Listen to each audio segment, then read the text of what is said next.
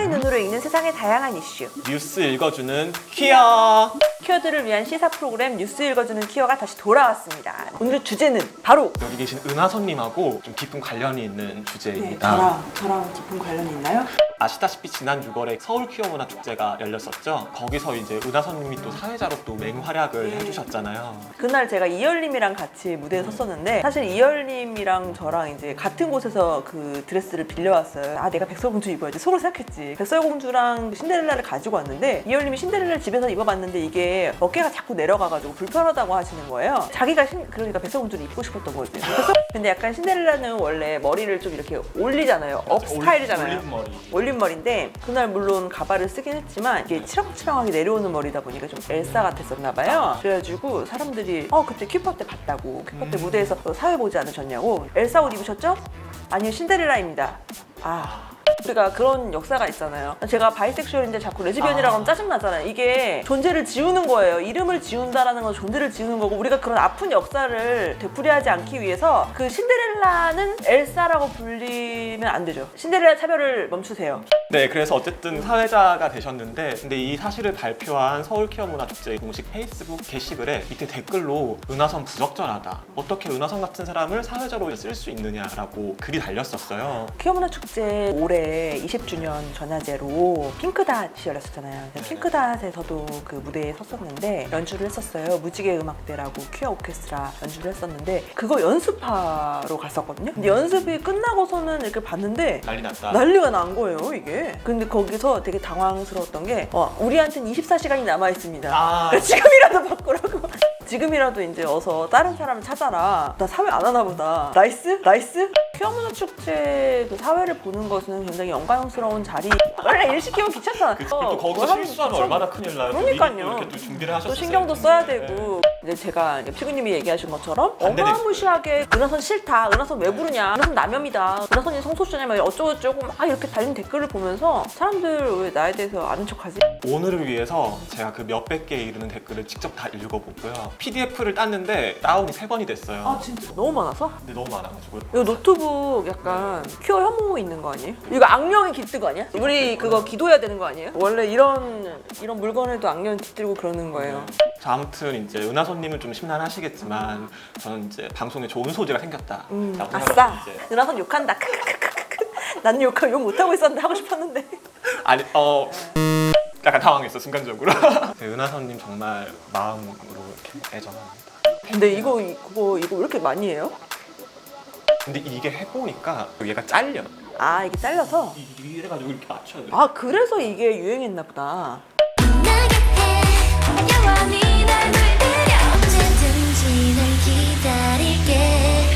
아무튼 그래서 댓글들을 한번 같이 일단 읽어보고 리액션을 하는 시간을 한번 가져보도록 하겠습니다. 첫 번째 댓글이, 그런데 게이들 입장에서 페미니즘이 싫은 건 당연한 거 아닌가? 동성애자로서 차별을 받아왔고 거기에 남자라서 차별을 받는 이중고에 시달렸는데, 여기에서 이분이 남자로서 차별을 받는다고 얘기를 했던 것은 그 한때 유행했던 그건 것 같아요. 생수통, 우유당번 뭐 그런 거 있잖아요. 약간 여자애들은 이런 일 안 하는데 남자들만 이런 일 하고, 흔히들 사람들이 뭐 남자로서 차별받는다라고 얘기를 하는 그 이상한 헛소리들 중에 하나가 남자는 뼈 빠지고 돈 벌어서 부양하는데 여성은 안 하고 약간 이런 것들 있잖아요. 그래서 그런 것들을 약간 차별이라고 지금 생각하고 얘기를 하신 것 같기는 해요. 다음 댓글 한번 읽어볼게요. 정말 이건 실망을 넘어 분노가 크네요. 혐오 세력을 퀴퍼 무대에 올리다니. 혐오 세력. 이게 무슨 말인 거 하고 밑에 좀 봤더니 혐오 세력. 은하선 이분에 대해서는 남혐 논란이 많죠라고. 이분들은 또 저한테 남혐이다 이런 식으로 얘기하시는, 또 다른 분들은 저한테 여성 혐오한다고 얘기하시거든요. 제가 그런 글들을 쓴 것들이 있었어요. 대체 성기라는 것이 무엇이냐, 성기를 가지고서는 이분법적으로 사람을 낳는 것이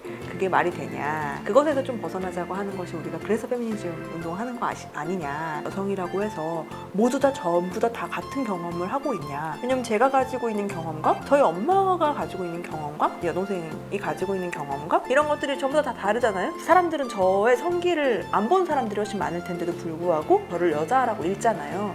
읽는 것이 대체 무엇이냐에 대해서 생각해 봐야 된다. 그 글을 보고서는 어떤 페미니스트들은 여성 혐오를 한다고 저한테 이제 얘기를 했었어요.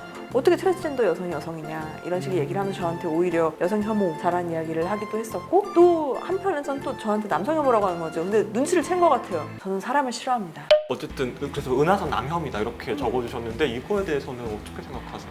페미니스트라고 하는 것을 무조건 남성 혐오주의자라고 생각을 하고선 땅땅 저를 바라보는 사람을 저는 이길 자신이 없어요. 난 남성 혐오를 하는 게 아니야. 내가 남들을 얼마나 좋아하는데 내가 필규님이랑도 같이 방송을 하고 말이야.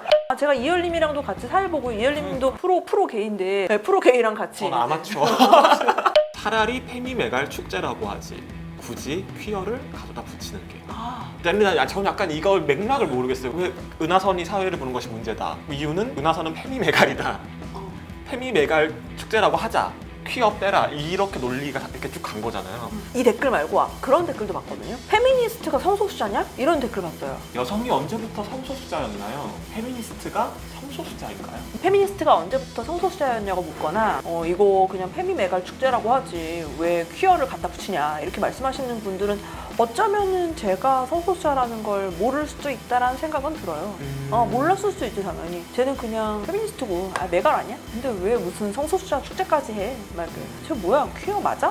약간 이런 식의 이야기들을 하거나 그런 생각도 들었어요. 인터뷰에 밑에 댓글 보다가 옛날에 그런 걸 본 적이 있었거든요. 쟤는 레즈비언인 척 하는 거다. 쟤는 돈 벌려고 레즈비언인 척 하는 거다. 이렇게 얘기를 하시거나 레즈비언이 되면 돈이 잘 벌리나요? 다 틀렸다 하나부터 열까지. 왜냐면 난 레즈비언인 척 한 적이 없거든. 나는 양성애자라고 얘기하는 자꾸 레즈비언이라고 있잖아. 혹은 레즈비언이라서 라면하는 거다. 쟤는 레즈비언이라서 모든 여자들을 자기가 다 가지려고 라면하는 거다. 그래서 아무튼 그런 여러 가지 이야기들을 보고 사람들이 마음대로 생각하는 걸 보면서 이것도 그런 것 중에 하나겠거니 생각을 해요. 논문을 쓰는 것도 아니잖아요. 댓글이라는 것은 누구나 타타타타 쓸 수 있는 거잖아요. 아마도 페미니스트가 성소수자인가요? 라고 하는 것은 첫 번째로는 제가 은하선이 성소수자인 것을 모를 수도 있고요. 두 번째로는 페미니즘이 퀴어에 대해서 이야기하는 것을 전혀 모를 그쵸. 수도 있다는 생각이 들어요. 성소수자의 존재에 대한 페미니즘의 이론이 굉장히 발전이 많이 되어 있고 사실 많은 부분은 이제 설명을 하는 데 어떤 도움을 주었는데 그런 부분에서 아무것도 모르고 있는 분들이지 않을까.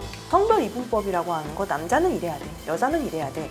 여기서 왜 여자가 그렇게 꼭 해야 돼? 남자는 왜 그렇게 해야 돼? 라고 질문을 던지는 것이 페미니즘인데 이것은 우리가 얘기하는 젠더라는 것과 개념과 너무나 붙어있는 이야기거든요. 여자라고 하는 거, 성성이라고 하는 것이 진짜로 존재해? 어디서부터 어디까지가 여자야? 라고 묻는 거. 남자라고 하는 것이 어디서부터 어디까지가 남자야? 남자라고 하는 것이 대체 뭐야? 라고 계속해서 질문을 던지는 것. 그래서 남자와 여자를 떠나서 본인의 삶을 살 수 있도록 만드는 것. 그러니까 사회가 정해놓은 남성의 룰, 여성의 룰이라는 것을 떠나서 모두가 자기만의 삶을 찾아갈 수 있도록 하는 것. 차별을 받지 않는 것. 그런 이야기들을 계속하고 있는 거잖아요. 그것이 바로 퀴어에 대한 이야기인 것이고 그리고 또 네. 페미니즘인 것이고. 페미니즘에 대한 이야기인데 이게 어떻게 떨어질 수 있겠어요. 사람들이 어떤 얘기도 하더라고요.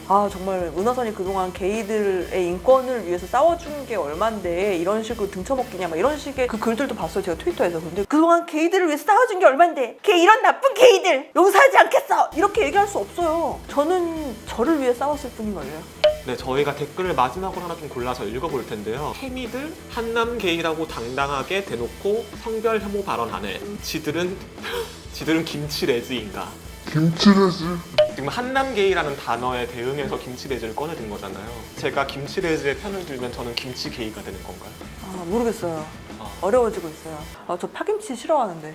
네, 아무튼 댓글은 그만 읽고 다음으로 넘어가 보도록 하겠습니다. 저희가 이 댓글들을 통해서 확인할 수 있었던 거는 페미니즘은 성소수자와 어울리지 않는다. 그리고 뭐 페미니즘을 하는 페미니스트들은 그렇기 때문에 뭐 퀴어 문화 축제에 어울리는 사람이 아니다. 대체 왜 성소수자 얘기하고 성소수자들의 축제를 하는데 페미니스트를 부르고 페미니즘을 이야기하는 부스를 열고 뭐 이런 식의 비판들이 많이 있었고 저희가 오늘 거기에 대한 답을 또 충분히 본 것 같아요. 제가 유년기 때요. 어렸을 때 그때는 그런 성소수자라는 사람들이 어떤 사람인지 이해할 수 있는 인프라나 페미니즘에 대한 어떤 물결이라든가 이런 것들이 없던 시절이었었어요. 사실은 그때도 저는 제가 동성애자인 걸 알고 있었지만 숨기고 있었고요. 사람들이 얘기하는 남자다운 모습을 잘 보여주지 않았기 때문에 굉장히 좀 따돌림도 많이 당했었던 그런 때였었어요. 근데 그때 이제 한참 이제 데뷔를 해서 이제 화제가 되었던 연예인이 트랜스젠더 하이수 씨였는데 저보고 너는 트랜스젠더다. 트랜스젠더에서 트랜스가 무슨 말인지 모르니까 애들이 까먹고 젠더야 이렇게 얘기를 한 거예요.